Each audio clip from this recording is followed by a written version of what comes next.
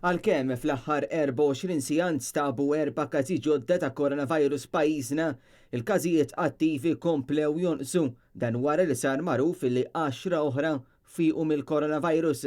Issa huma b'kollox 501 il-persuni li fiequ.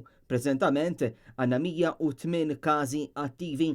Sissa din il-ġimgħa kellna 16 il-każ ġdid pożittiv bl-ammont totali jitla l 616 li minnhom sfortunatament tilfu ħajjithom 7 fosthom fatalita waħda li kellna tul din il-ġimgħa l-anzjan ta' 97 sena li miet fl-isptar Kering Grek.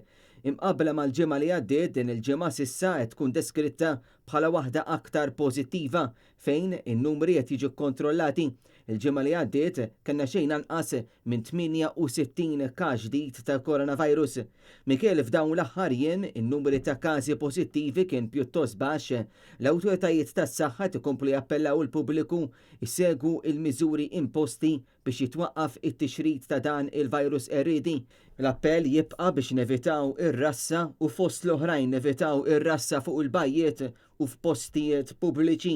Intant jidher li fl-aħħar jiem twaqqaf l-screening li kien qiegħed isir għal dawk kollha li jaqsmu bejn Malta u Għawdex bil-GoTo Channel. Il-Ministeru għal Għawdex ma ħareġ l-ebda stqarrija dwar din id-deċiżjoni. Sinifikanti l-fatt li l-awtoritajiet baqgħu ma għaddewx kopji ta' risk assessment li fuqhom qed jittieħdu deċiżjonijiet marbuta mal-pjan li bih qed jittaffew il-miżuri restrittivi. Minkejja talba ta' Net News dawn l-istudji xjentifiċi għadhom mhumiex pubbliċi.